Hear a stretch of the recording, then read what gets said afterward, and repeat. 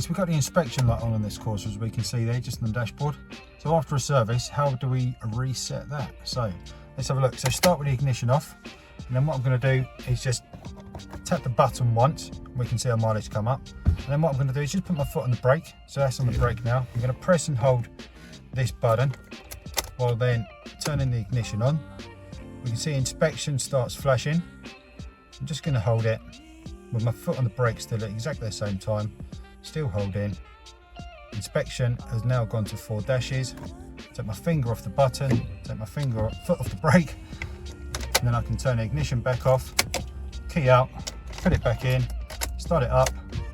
There we go, no inspection light. If I start the car, no issues at all. So there we go.